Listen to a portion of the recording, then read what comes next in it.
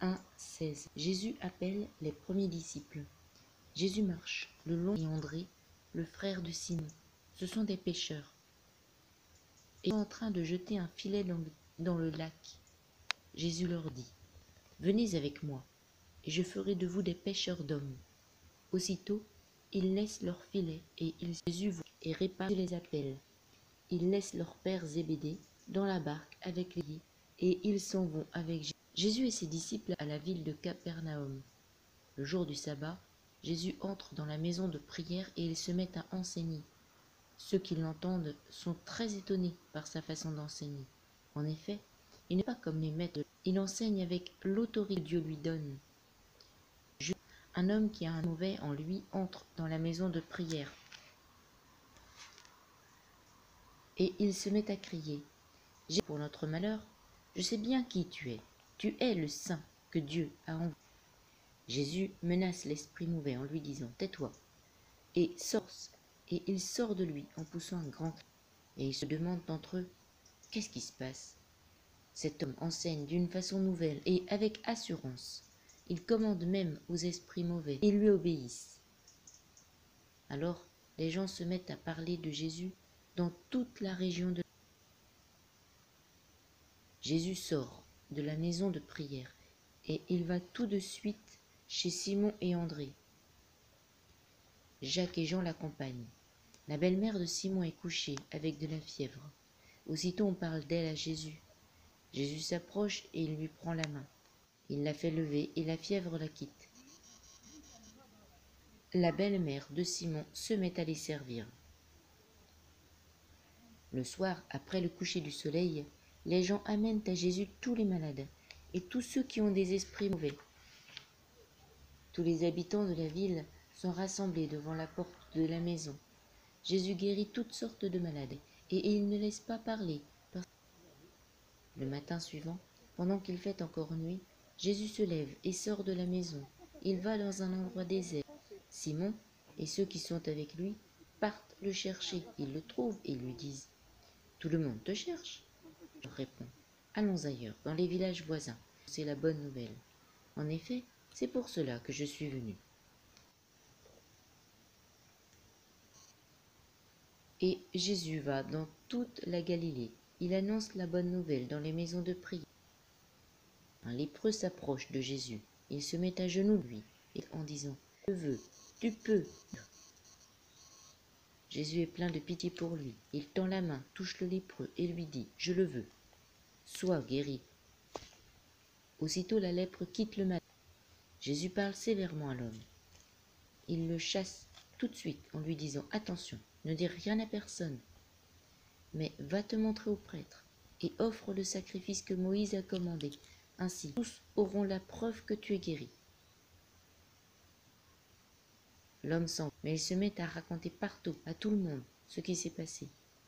C'est pourquoi Jésus ne peut plus se montrer dans une ville. Il reste en dehors dans des endroits déserts et les gens viennent à lui de tous les côtés. Quelques jours après, Jésus revient à Capernaum. On apprend qu'il est à la maison. Beaucoup de monde se rassemble et il ne reste plus de place, même pas en dehors devant la porte. Jésus leur annonce la parole de Dieu. Des gens arrivent pour lui amener un homme. 4 personnes portent le malade, mais à cause de la foule, ils ne peuvent pas le placer devant Jésus. Alors, ils enlèvent une partie du toit au-dessus de l'endroit où Jésus se trouve, et par ce trou, ils font descendre le paralysé, couché sur sa natte. Quand Jésus voit leur foi, il dit au paralysé, « Ils sont pardonnés. » Quelques maîtres de la loi sont assis dans la maison et ils pensent, « Quoi ? Cet homme insulte Dieu. Personne ne peut pardonner les péchés. Dieu seul peut le faire. » Jésus comprend tout de suite ce que les maîtres de la loi pensent et il leur dit, « Pourquoi avez-vous ces pensées-là? Qu'est-ce qui est plus facile? Dire au paralysé, tes péchés sont pardonnés? Ou lui dire, lève-toi, ta natte et marche? Eh bien, vous devez le savoir. Le Fils de l'homme a le pouvoir de pardonner les péchés sur la terre. » Alors, Jésus dit au paralysé, « Je te le demande, lève-toi prends ta natte et rentre chez toi. » Aussitôt, l'homme se lève devant tout le monde. Il prend sa natte et il sort. Tous les gens sont très étonnés et ils disent: « Nous n'avons jamais vu une chose pareille. Dieu est grand. » Jésus retourne au bord du lac de Galilée.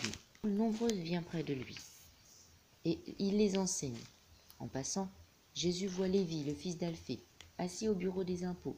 Jésus lui dit: « Suis-moi. » Lévi se lève et il suit Jésus. Des pharisiens sont là. Ensuite, Jésus prend un repas dans la maison de Lévi. Beaucoup de gens mangent avec Jésus et ses disciples. Ce sont des employés des impôts et des pêcheurs. Ils sont nombreux à suivre Jésus. Des pharisiens, maîtres de la loi, sont là. Jésus mange avec les employés des impôts.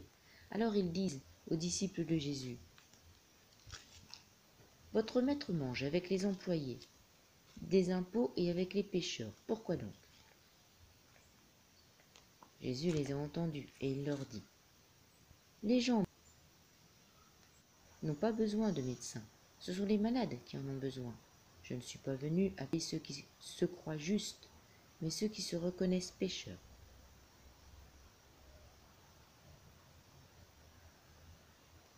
Un jour, les disciples de Jean-Baptiste et les pharisiens sont en train de jeûner. Les gens viennent dire à Jésus: « Les disciples de Jean et les disciples des pharisiens sont en train de jeûner, et les disciples à toi ne jeûnent pas. Pourquoi donc ?» Jésus leur répond: « Est-ce que les invités à un mariage peuvent jeûner quand le marié est avec eux? Tout le temps où le marié est avec eux, les invités mangent et boivent. Mais le moment va venir où on leur enlèvera le marié. Alors ce jour-là, ils jeûneront.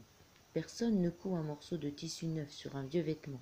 Sinon, le morceau neuf arrache une partie du vieux vêtement et le trou dans le vieux vêtement est encore plus grand. Personne ne met du vin nouveau dans de vieilles outres. Sinon, le vin fait éclater les outres et on perd soit le vin et les outres. Au contraire, on met le vin nouveau dans des outres neuves. »